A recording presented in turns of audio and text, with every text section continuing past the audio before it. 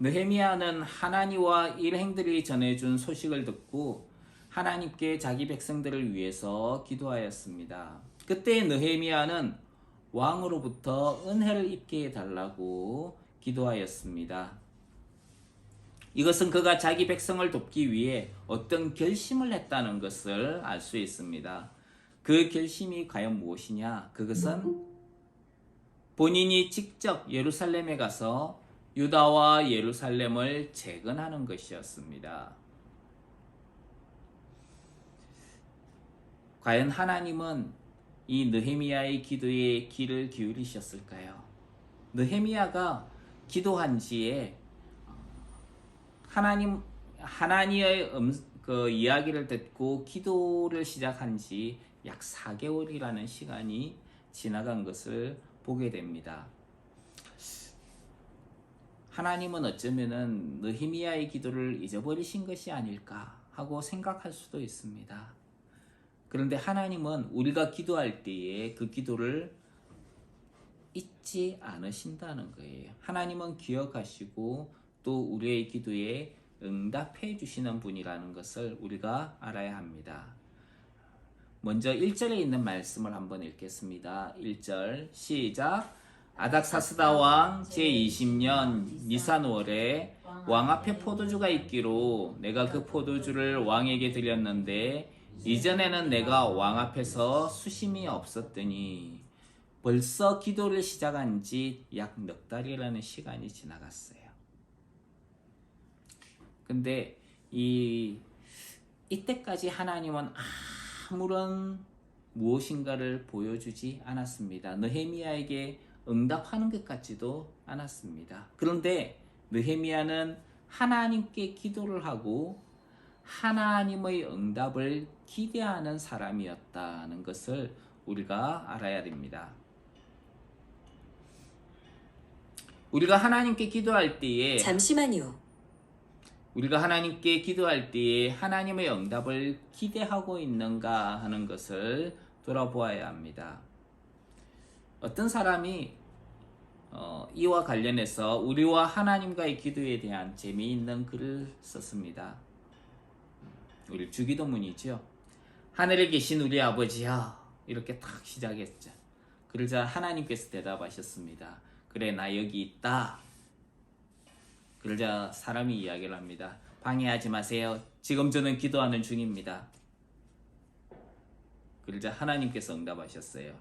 그래, 그런데 네가 지금 나를 부르지 않았느냐? 제가 불렀다고요? 아니요, 저는 기도하는 중이에요. 하늘에 계신 우리 아버지요. 하나님이 말씀하십니다. 그래, 나 여기 있다니까? 네가 지금 나를 불렀지 않느냐? 저는 지금 기도하는 중이라니까요. 하나님께서 말씀하셨습니다. 기도하는 것 안다. 네가 기도를 했고 나는 지금 너에게 대답하고 있지 않느냐?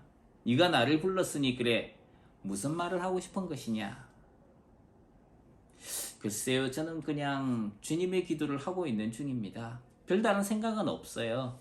문제가 발생했습니다. 이걸 하고 다시 나면 시도하십시오. 그냥 이걸 하고 나면 기분이 좋아지는 걸요? 이것이 오늘날 사람들이 형식적으로 하는 기도에 대한 내용입니다. 성경을 보면 기도를 하고서도 기대하지 않는 사람들이 있는 것을 보게 됩니다. 사도행전 12장에 보면은 그런 이야기가 나옵니다.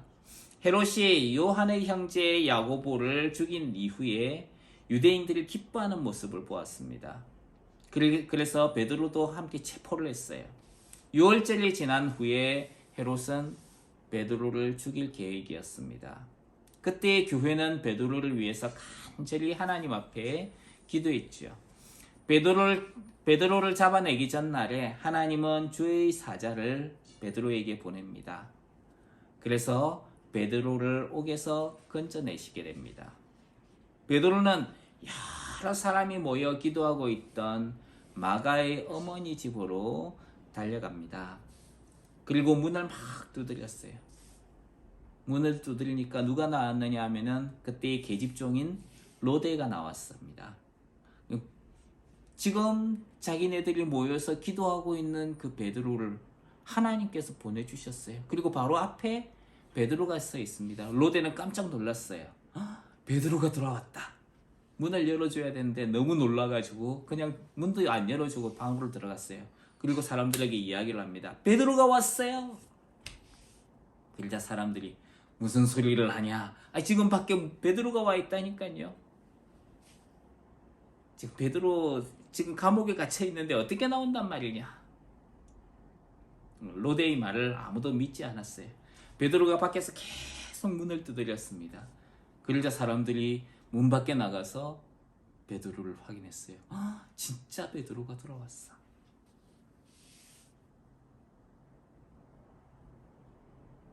기도를 하고 있었어요. 베드로를 살려주십시오. 어떻게 기도했을까요? 베드로를 살려달라고 기도했겠죠. 근데 하나님께서 응답을 하셨는데 사람들은 그 응답된 것을 보고도 믿지 않았던 거예요. 하나님께서 그런 식으로 응답해서 베드로를 돌려보냈었을 것이라고는 생각하지 않았던 것입니다. 그 중에는 우리가 믿음의 사람이라고 부르는 사람도 있었습니다. 누가 있었느냐 하면은 그 자리에 바나바와 사울도 있었다는 거예요.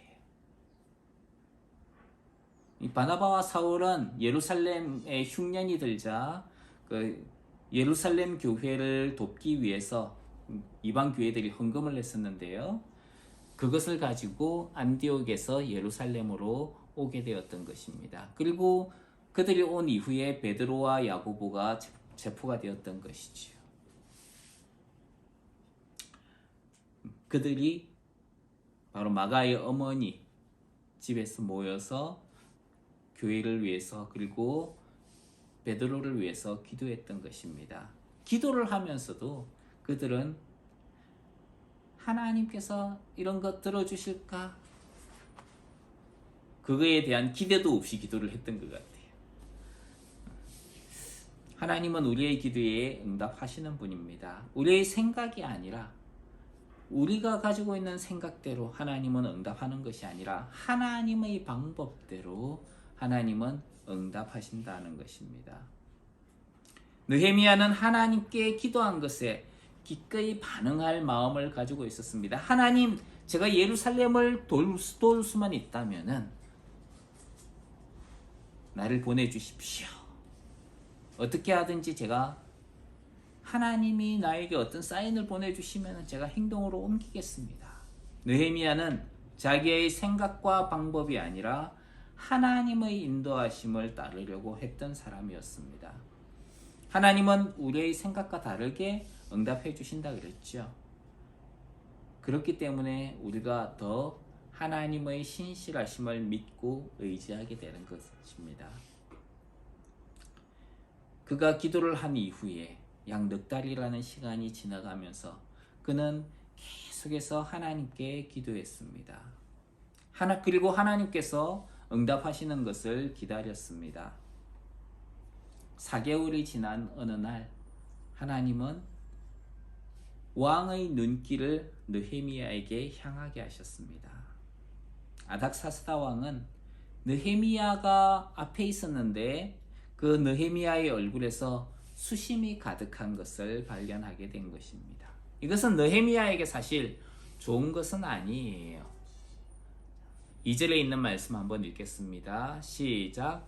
왕이 내게 이르시되 내가 병이 없거늘 어찌하여 얼굴에 수심이 있느냐 이는 필연 내 마음에 근심이 있음이로다 하더라.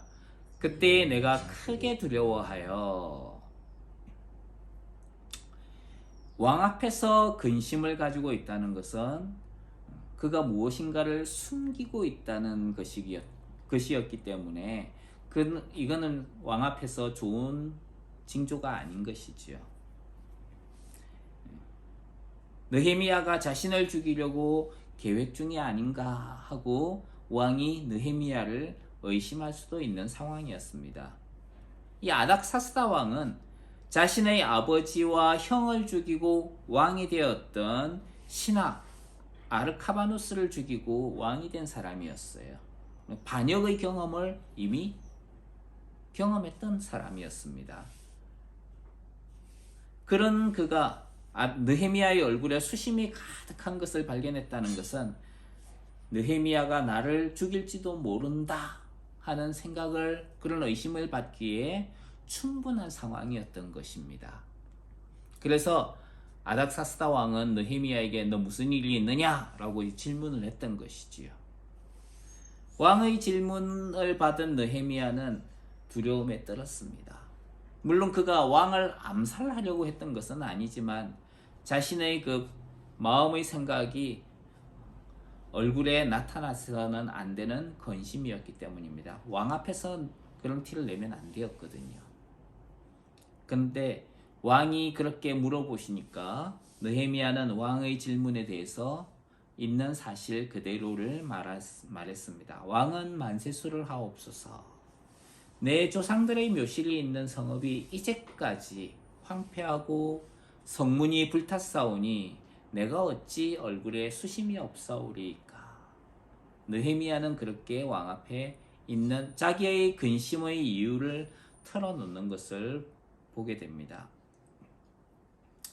느헤미야가 왕에게 자기가 가진 근심을 털어놓는 것을 보면은 그와 왕의 관계가 얼마나 돈독하고 믿음직한 관계인가 하는 것을 알게 됩니다. 오늘날 우리는 우리의 마음에 근심이 있을 때에 우리의 근심을 함부로 털어놓지 못하는 경우도 있어요. 괜히 털어놨다가 그것이 다른 사람들의 귀에 들어가 가지고 내가 오히려 공격을 받게 되지 않을까, 오히려 내가 곤경에 처하지 않을까, 사람들을 믿을 수 없는 그런 관계가 되는 것이죠. 또 어떤 사람들은 그렇게 이야기를 했는데 사람들이 믿어주지 않는다든지 어떤 좋은 해결 방법을 받지 못한다든지 위로를 받을 수 없기 때문에 그런 말을 쉽사리 꺼내지 못하는 경우도 많습니다. 자신의 상황을 오늘날 자신의 상황을 이야기해가지고 누군가와 의논할 수 있다는 것, 그런 사람이 있다는 것은 참 행복한 사람인 것 같아요. 그 사람은 그런 사람이 있다면은 그에게는 큰 위로와 힘이 될 것입니다. 성경은 하나님에 대해서 위로의 하나님이라고 말씀합니다. 또 애통하는 자는 복이 있다라고 하시면서 저희가 위로를 받을 것이다 라고 이야기를 하셨습니다. 느헤미야는 자기 백성을 위해서 애통하는 마음을 약 4개월 동안 애통하는 마음을 가지고 있었어요. 그 느헤미야에게 하나님은 위로해 주신 것을 보게 됩니다. 느헤미야가 가진 수심은 자기 백성을 향한 애통에서 나온 것이었습니다. 하나님은 느헤미야의 애통을 들으시고 느헤미야를 위로해 주신 것입니다. 하나님께서는 상황을 바꾸시는 분이십니다. 그래서 하나님은 왕의 마음을 바꾸기 시작하셨어요. 4절과 5절에 있는 말씀 한번 같이 읽겠습니다. 4절, 5절 시작. 왕이 내게 이르시되 그러면 내가 무엇을 원하느냐 하시기로 내가 곧 하늘의 하나님께 묵도하고 왕에게 아뢰되 왕이 만일 좋게 여기시고 종이 왕의 목전에서 은혜를 얻었사오면 나를 유다 땅 나의 조상들의 묘실이 있는 성읍에 보내어 그 성을 건축하게 하옵소서 하였는데, 느헤미야의 이야기를 들은 왕은 느헤미야에게 그러면 원하는 것이 무엇이냐? 라고 질문을 했습니다. 여기에서 페르시아 제국을 통치하는 왕, 이 아닥사스다 왕이 느헤미야에게 무엇을 원하느냐? 라고 이야기를 했을 때 내가 그래, 네가 원하는 거 내가 들어줄게 하는 그런 왕의 마음을 볼 수가 있는 것 같아요. 그런 왕의 말을 들은 느헤미야는 자기 기도를 들으신 하나님을 떠올렸습니다. 하나님이 지금 이렇게 응답하시는구나. 느헤미야는 놀랄 수밖에 없었죠. 이제까지 많은 시간을 하나님 앞에 기도하며 애통해하면서 어떻게 해서든 하나님께 내가 무엇을 할 수 있거든, 내가 어떻게 해서든지 우리 백성을 위해서 뭔가를 하려고 하는데 하나님 도움을 주십시오. 하나님 나를 이끌어 주십시오. 그렇게 기도해 왔는데 하나님께서는 이렇게 응답을 해주시는 것입니다. 어떤 사람들은 하나님의 응답을 해주셔도 깨닫지 못하는 경우가 있어요. 그런데 느헤미야는 하나님이 응답해 주셨을 때 깨달았습니다. 아, 이것이 하나님의 응답하심이구나.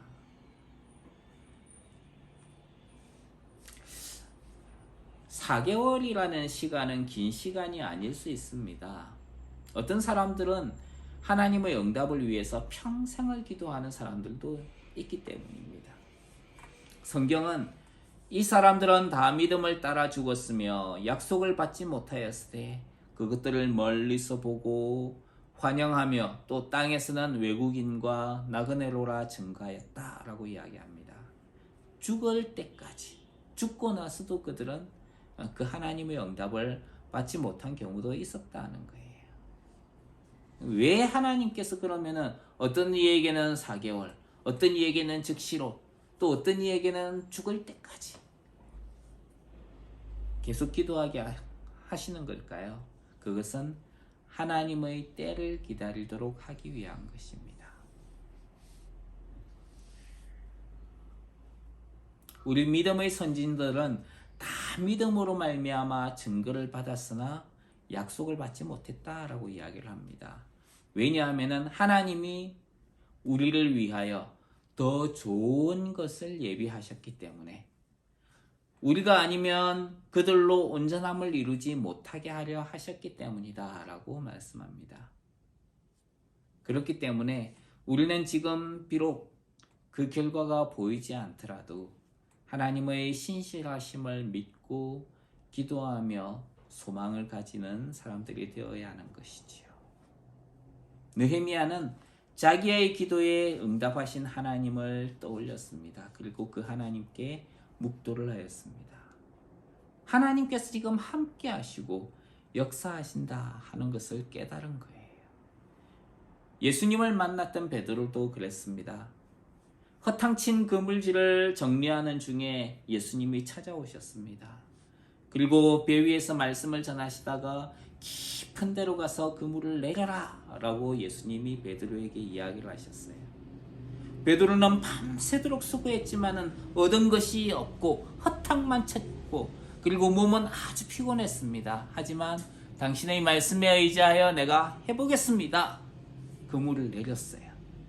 그리고 수많은 그 물고기들이 그물에 들어오게 되었습니다.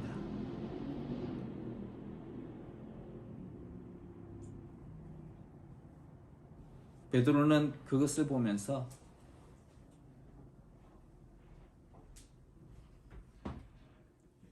지금 나와 함께 하시는 분이 누구이신가 하는 것을 깨달았습니다. 그것은 응답하시는 하나님이었다는 거예요. 인간의 몸을 입고 이 땅에 오신 그 예수님, 이분이 바로 응답하시는 하나님이라는 것을 베드로는 깨달은 것입니다. 하나님께서 나를 찾아오셨구나. 그것을 알게 된 베드로는 예수님의 앞에 무릎을 꿇었습니다. 주여, 나를 떠나소서. 나는 죄인이로소이다. 사람들은 하나님께서 응답하시는 그것을 통해서 하나님께서 살아계시고 역사하신다는 것을 알게 되는 경우가 많이 있습니다. 하나님은 그렇게 자신을 알려주시는 것입니다. 왜 그렇게 하나님께서 자신을 알려주시는 걸까요? 그것은 사람들이 생명을 얻도록 하기 위해서입니다. 그래서 하나님은 우리에게 하나님을 더 잘 알 수 있도록 하나님의 말씀인 성경을 주셨습니다. 우리는 성경을 통해서 하나님을 더 잘 알 수 있게 됩니다. 그래서 우리가 성경을 읽어야 한다는 것이죠. 느헤미야는 그럼 내가 무엇을 해줄까라는 그 왕의 이야기에 자신을 예루살렘으로 보내달라고 요청합니다. 이제까지 그는 어떠하든지 예루살렘에 가서 자기 백성들을 돕고 싶은 마음이 있었던 것이죠. 그런데 마침 왕이 내가 너를 위해서 무엇을 해줄까? 그런 이야기를 했던 거예요. 그래서 느헤미야는 나를 예루살렘에 보내주십시오. 고통받고 있는 자기 백성을 어떻게 해서든지 돕고 싶은 마음을 그는 이야기를 했습니다. 그는 기꺼이 자기가 가지고 있던 술관원이라는 직분, 수산성에서 누리는 화려함과 같은 그런 특권을 기꺼이 포기할 마음을 가지고 있었던 것입니다. 자기 백성을 돕기 위해서 자신이 할 수 있는 것은 무엇이든지 하겠다는 마음을 가졌던 것이지요. 모든 걸 다 포기하고 내려놓겠다. 이것이 바로 예수님의 마음입니다. 예수님은 우리를 구원하시기 위해서 그냥 하늘 보좌에 앉아서 말로만 하시지 않으셨어요. 우리를 구원하시기 위해서 예수님께서 어떻게 하셨는지는 성경에서 자세하게 이야기를 하고 있습니다. 빌립보서 2장 6절로 8절에 보면 이렇게 이야기를 하고 있어요. 그는 근본 하나님의 본체시나 하나님과 동등됨을 취할 것으로 여기지 아니하시고 오히려 자기를 비워 종의 형체를 가져 사람들과 같이 되었고 사람의 모양으로 나타나셨음에 자기를 낮추시고 죽기까지 복종하셨으니 곧 십자가에 죽으심이라. 이렇게 하나님이신 예수님은 자신을 겸손히 낮추셨습니다. 그리고 자기가 가지고 있는 모든 특권을 다 포기하셨어요. 종과 같은 모양으로, 종과 같은 사람의 모양으로 이 땅에 찾아오셨습니다. 그리고 십자가에 죽을 때까지 예수님은 복종하셨다는 거예요. 이것이 자신을 낮추신 예수님의 모습입니다. 느헤미야는 그와 같은 마음을 가졌던 거예요. 우리는 어떤 마음을 가지고 있습니까? 우리가 카자흐스탄 땅에 와 있고 또 하나님께서 우리를 보내시는 그 자리에 가 있습니다. 복음을 전할 때에 선교사들이 하는 실수 중에 하나가 그런 거예요. 나는 너보다 더 높은 문화, 더 높은 수준을 가지고 있다. 그렇기 때문에 너희들은 미개하기 때문에 우리가 너희를 가르쳐야 된다. 그렇게 오해하는 경우가 많이 있습니다. 그건 잘못된 거예요. 우리는 우리 자신을 낮추어야 되는 거예요. 그래야 그들의 현지인들이 섬김을 받고 구원을 받게 되는 은혜에 들어오게 되는 것입니다. 우리 자신을 드러낼 것이 아니라 우리 자신을 낮추어야 되는 것이지요. 우리가 우리 자신을 겸손히 할 때에 사람들은 우리를 통해서 하나님을 만나게 될 것이기 때문입니다. 느헤미야가 이 말을 할 때에 왕의 부인인 왕후도 왕의 곁에 앉아 있었다라고 이야기를 합니다. 자, 6절에 있는 말씀 한번 읽겠습니다. 6절 시작. 그때 왕후도 왕 곁에 앉아 있었다. 왕이 내게 이르시되 내가 몇 날에 다녀올 길이며 어느 때에 돌아오겠느냐 하고 왕이 나를 보내기를 좁게 여기시기로 내가 기한을 정하고. 왕이 이 말을 할 때 왕후가 옆에 있었다는 것은 이런 걸 갖다가 신의 한 수라 그러지요. 왜? 왕후의 앞에서 왕이 이야기를 했는데 이야기를 했다가 번복을 하게 되면 왕후의 앞에서 일종의 쪽팔리는 일이 되기 때문입니다. 자기의 대범함 이런 걸 갖다가 드러내기 아주 좋은 그런 시기였던 것이지요. 왕은 느헤미야를 보내면서 얼마의 시간이 필요하냐 하고 물었습니다. 예루살렘과 백성을 재건하는 데에 얼마의 시간이 필요한지 느헤미야는 알 수 없었습니다. 가봐야 아는 것이지요. 하지만 느헤미야는 우선 기한을 정하고 그리고 왕에게 필요한 것들을 이야기하게 됩니다. 왕에게 총독들이 자신이 유다까지 통과할 수 있도록 조서를 내려달라고 요청했습니다. 자, 7절부터 9절에 있는 말씀 한번 읽겠습니다. 7절로 9절 시작. 내가 또 왕에게 아뢰되 왕이 만일 좋게 여기시거든 강 서쪽 총독들에게 내리시는 조서를 내게 주사 그들이 나를 용납하여 유다에 들어가기까지 통과하게 하시고 또 왕의 삼림 감독 아삽에게 조서를 내리사 그가 성전에 속한 영문의 문과 성곽과 내가 들어갈 집을 위하여 들부로 쓸 제목을 내게 주게 하옵소서 하며 내 하나님의 선한 손이 나를 도우심으로 왕이 허락하고 군대 장관과 마병을 보내어 나와 함께하게 하시기로 내가 강 서쪽에 있는 총독들에게 이르러 왕의 조서를 전하였더니.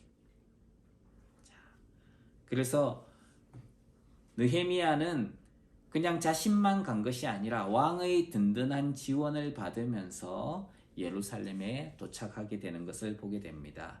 왕은 심지어 느헤미야를 위해서 군대와 마병까지 지원해 주었습니다. 하나님은 왕의 마음을 움직이게 하셔서 허락을 하게 해주셨던 것이지요. 느헤미야는 이것을 하나님의 선한 손이라고 이야기를 합니다. 근데 느헤미야의 이전에 약 13년 전에 느헤미야보다 더 빨리 예루살렘에 온 사람이 있었어요. 그 사람은 바로 에스라입니다. 에스라는 아닥사스다 왕 제7년에 예루살렘에 도착을 했고요. 느헤미야는 아닥사스다 왕 제20년에 예루살렘으로 돌아오게 됩니다. 약 13년이라는 시간이 있었어요. 근데 에스라의 경우에는 아하와 강에서 사람들을 모으고 그리고 유다로 출발할 때에 그들은 하나님께 금식을 합니다. 하나님 우리를 지켜주십시오. 왜? 왕이 에스라가 행하는 길에서 지켜 보호해 주겠다고 군대를 갖다가 보내겠다라고 했는데 에스라가 그것을 거부했거든요. 하나님이 우리를 지켜주실 거기 때문에 우리는 걱정 없습니다. 그런데 느헤미야는 왕이 마병과 군대 장관까지 보내면서 함께 가라라고 이야기를 했습니다. 에스라의 행동하고 느헤미야가 행한 것에는 차이가 있어요. 똑같이 예루살렘으로 갔는데 에스라는 그것을 거부를 했는데 느헤미야는 왕의 요청을 허락한 것을 보게 됩니다. 왜 그렇게 이야기를 했을까요? 에스라는 아닥사스다 왕에게 군사적 도움을 요청하는 것은 자기 백성을 보호하시는 하나님을 사람들에게 알려주기 위한 것이었습니다. 그 요청을 거부한 이유가 하나님을 드러내도록 하기 위해서예요. 하나님은 자기 백성들을 지키시는 분이다. 근데 느헤미야는 만약에 자기가 그것을 거부를 하게 되면은 오히려 더 이상한 상황이 되는 것이죠. 즉 느헤미야를 위해서 왕은 군대 장관과 마병을 보냅니다. 느헤미야가 왕이 지원해 주는 군대 장관과 마병을 거부하게 되면은 왕을 반역하고 있다는 그런 표시를 주변에 보이는 것과 똑같은 것이 되기 때문에 느헤미야는 왕의 호의를 받아들인 것입니다. 아무튼 이렇게 긴 시간을 지나서 느헤미야는 드디어 예루살렘에 도착을 했습니다. 그렇게도 바라던 그 땅, 예루살렘에 도착을 하게 된 것이지요. 그리고 느헤미야는 이제 예루살렘을 재건하고 백성의 영적인 재건을 꾀하기를 시작합니다. 그런데 거기에 좋은 일이 있었던 것만은 아닙니다. 10절 말씀에 보면은 이런 이야기를 하고 있습니다. 호론 사람 산발랏과 종이었던 암몬 사람 도비아가 이스라엘 자손을 흥왕하게 하려는 사람이 왔다 함을 듣고 심히 근심하더라.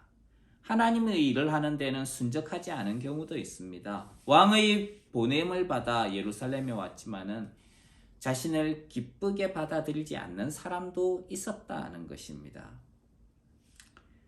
느헤미야에게는 호론 사람 산발랏과 암몬 사람 도비아가 그와 같은 사람이었습니다.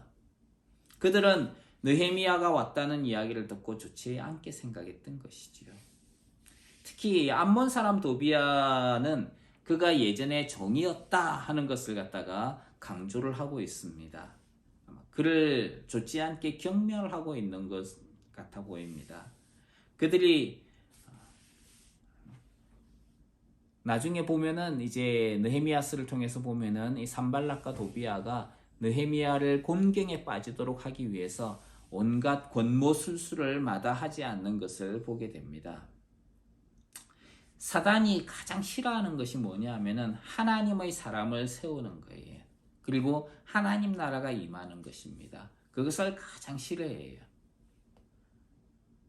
그래서 성경은 그 사단에 대해서 대적하라라고 이야기를 합니다. 특히 사단은 하나님의 사람을 세우고 하나님 나라가 세워지는 것을 대적하는 존재입니다. 그래서 사람들이 영원하신 하나님 나라에 집중할 수 없도록 세상의 것에 관심을 가지도록 만듭니다. 마치 세상의 것을 영적인 것인 양 포장해가지고 사람들에게 이야기를 하는 경우도 많이 있습니다. 마치 교회에서 복음이 아닌 것을 가지고 복음인 것처럼 이야기하는 경우도 있는 것입니다.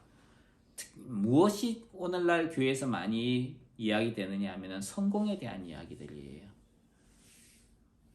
긍정적인 생각은 긍정적인 결과를 가지고 온다. 긍정적으로 생각해야만 성공한다. 이런 것 가르침들이 있습니다.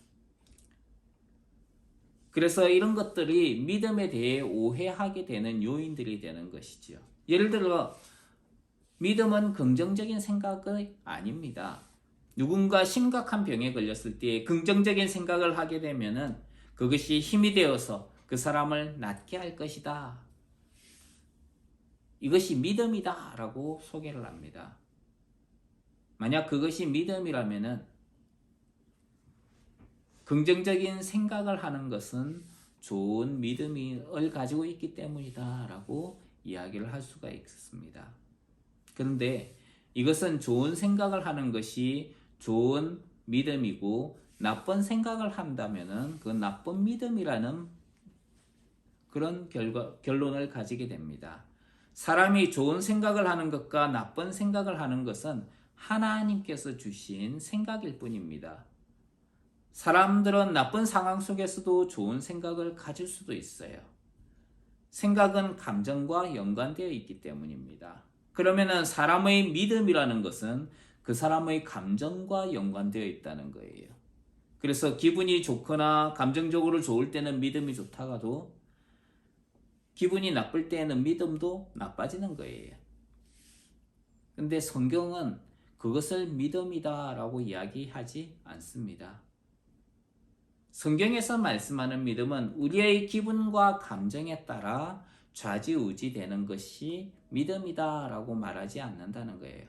오늘은 내가 믿음이 좋은 것 같아. 기분이 좋을 때는. 기분이 나쁠 때는 내가 오늘 믿음이 나쁜 것 같아.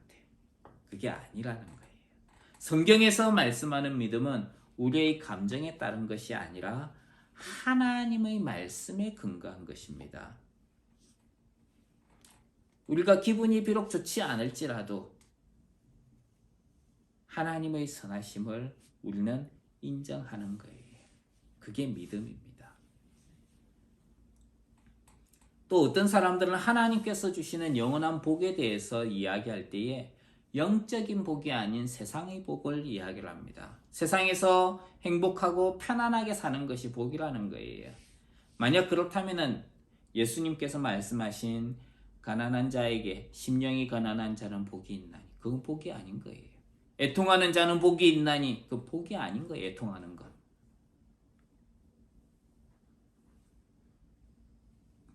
초대교회 때에 불 가운데에서 죽임을 당하면서 예수님을 믿었던 사람들은 그들은 복이 없는 사람들인 거예요.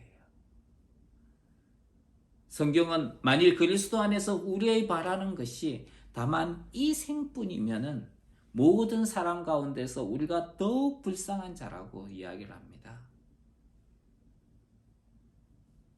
하나님께서 세상을 통해서 우리에게 보여주시고 말씀하시는 것은 이 나라를 소망하라는 것이 아니라 하나님께서 주실 영원한 그 나라를 바라보라고 우리에게 말씀해 주시는 것입니다.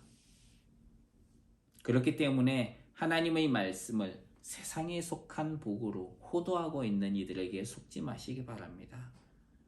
성경은 이렇게 이야기합니다. 형제들아, 내가 이것을 말하노니 혈과 육은 하나님 나라를 유업으로 받을 수 없고 또한 썩은 것은 썩지 아니한 것을 유업으로 받지 못하느니라. 그러므로 내 사랑하는 형제들아, 경고하며 흔들리지 말며 항상 주의 일에 더욱 힘쓰는 자들이 되라. 이는 너희 수고가 주 안에서 헛되지 않은 줄 알미니라. 이렇게 말씀합니다. 이제까지의 하나님의 은혜와 수고를 헛되이 하지 마시기 바랍니다. 하나님께서 주시는 그 영원한 하나님 나라를 바라보고 소망하며 살아가는 저와 여러분이 되시길 주님 이름으로 축원합니다. 느헤미야가 예루살렘에 와서 제일 먼저 한 것은 예루살렘을 둘러보는 일이었어요. 그는 예루살렘에 도착해가지고 며칠이 지나지 않아 바로 그와 같은 일을 하게 됩니다. 11절과 12절에 있는 말씀 한번 읽겠습니다. 11절 12절 시작. 내가 예루살렘에 이르러 머문 지 사흘 만에 내 하나님께서 예루살렘을 위해 무엇을 할 것인지 내 마음에 주신 것을 내가 아무에게도 말하지 아니하고 밤에 일어나 몇몇 사람과 함께 나갈새 내가 탄 짐승 외에는 다른 짐승이 없더라. 느헤미야는 예루살렘을 둘러보았습니다. 그런데 그 일을 할 때에 느헤미야가 누구에게 무엇인가를 말을 하고 가지 않았다는 거예요. 사람들에게 내가 오늘 순찰을 나갈 것이다. 그렇게 이야기하지 않았다는 거예요. 우리가 하나님의 일을 할 때에 다른 사람들에게 소문을 내고 막 크게 알려야 된다. 그럴 필요가 없는 거예요.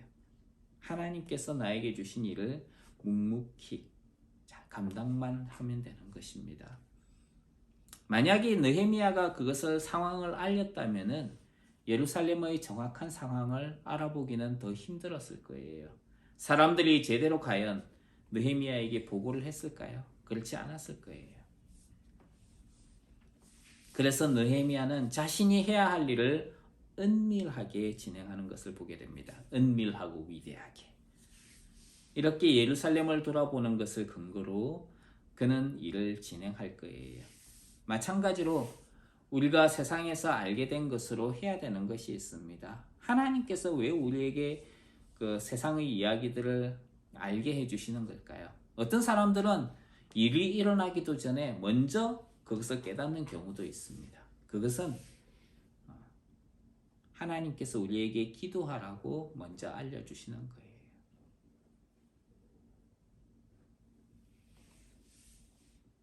그래서 우리가 어떤 사실을 깨닫게 될 때 하나님 앞에 먼저 기도하는 사람들이 되길 주님 이름으로 축원합니다. 느헤미야는 골짜기 문으로 나가서 용정으로 분문에 이르렀다. 이렇게 이야기를 합니다. 자, 13절부터 15절까지 말씀 한번 읽어보겠습니다. 시작.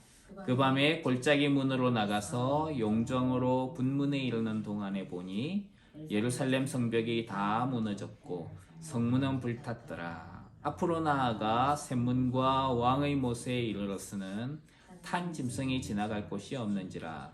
그 밤에 시내를 따라 올라가서 성벽을 살펴본 후에 돌아서 골짜기 문으로 들어와 돌아왔으나 용정이라고 하는 것은 예루살렘 동남쪽에 위치한 그 기드론 골짜기에 있는 우물입니다. 그리고 분문이라고 하는 것은 예루살렘 남쪽에 위치한 것인데 제사장들이 제단의 제를 버리는 곳이 분문에 위치해 있습니다. 이 분문은 다윗과 솔로몬의 시대에는 실로암까지 연결이 되어 있어서 실로암문 그렇게도 불렸던 것이죠. 우리 실로암 하면 잘 알죠? 그 예수님께서 소경의 눈을 뜨게 하셨던 소경에게 진흙을 발라가지고 실로암 못에 가서 씻어라 라고 이야기를 하셨죠. 바로 그곳이 실로암입니다. 자, 그렇게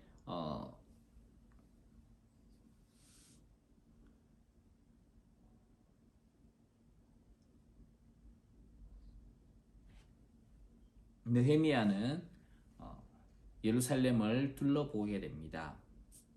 15절에 보면 그 밤에 시내를 따라 올라가서, 이거는 이제 시냇물이 흐르는 계곡 있죠. 그것을 따라서 올라가서 성벽을 살펴보고 골짜기 문으로 돌아왔다, 이렇게 이야기를 합니다.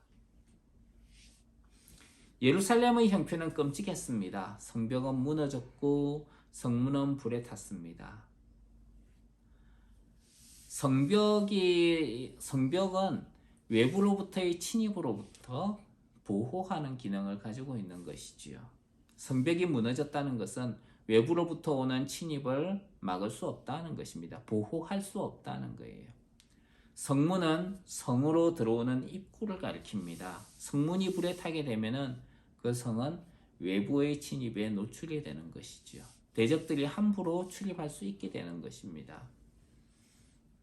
예루살렘이 바로 외부의 침입으로부터 보호도 안 되고, 그리고 적들이 함부로 들어올 수 있는 그런 상황에 노출되어 있었다는 것입니다. 보호를 받아야 될 곳이 아무 보호를 받을 수 없게 되었다는 것입니다. 이것이 예루살렘의 형편이었습니다. 우리 그리스도인들의 영적인 상황도 이런 위협에 노출되는 경우가 있습니다.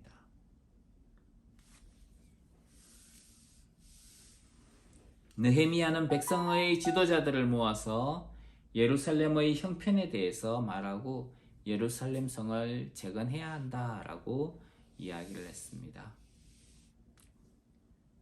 그리고 느헤미야는 자신이 어떻게 예루살렘에 오게 되었는가, 그리고 하나님의 선한 손이 어떻게 자신을 도와주셨는가 하는 것을 백성의 지도자들에게 이야기를 하면서 백성의 지도자들이 함께 예루살렘을 재건할 수 있도록 일을 시작하는 것을 보게 됩니다. 그렇게 일을 시작할 때 꼭 반대하는 사람이 있죠. 이 산발락과 도비아가 이 느헤미야가 하고 있는 이 일을 반대하는 것을 보게 됩니다. 유다의 대적들은 예루살렘을 재건할 것이라는 말을 듣고 느헤미야가 하는 일에 대해서 업신여기고 왕을 배반한다는 근거 없는 이야기로 느헤미야를 곤란하게 만들었습니다.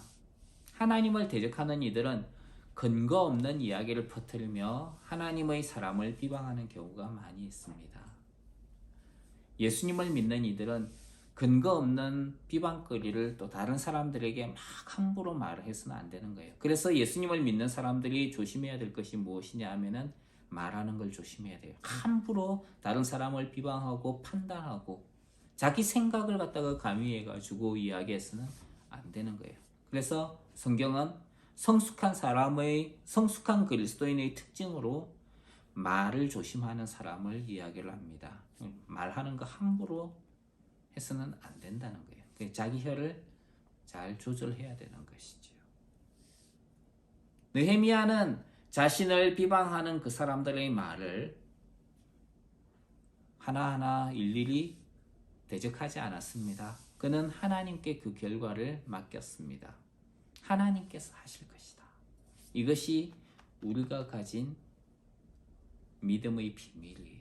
예수님을 믿는 사람들이 가지고 있어야 하는 믿음의 자세입니다. 하나님께서 하실 것이다. 내가 하는 것이 아니라 하나님이 하신다. 그래서 우리의 눈에 보이는 것은 아무것도 없을지라도 예수 그리스도를 믿는 믿음으로 살아가는 하나님의 사람들이 되기를 주님 이름으로 축원합니다. 기도하겠습니다. 하나님께서는 예루살렘을 회복하도록 하기 위해서 느헤미야를 보내셨습니다.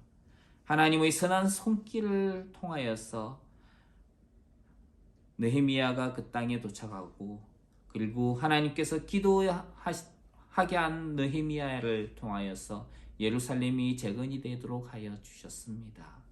하나님, 우리가 하나님 앞에 기도하는 기도의 제목들이 있습니까? 많은 시간이 지났다 할지라도 우리의 믿음을 내려놓지 않게 하시고 끝까지 주께서 우리에게 맡겨 주신 것들을 잘 감당하는 우리 하나님의 사람들이 되게 하여 주시옵소서. 그리고 우리의 눈에 보이지 않더라도 하나님께서 하실 것이라는 그 믿음을 가지고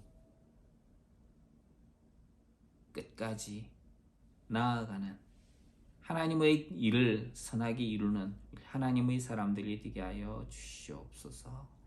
예수님 귀하신 이름으로 기도합니다. 아멘. 찬송하겠습니다. 찬송가 545장입니다.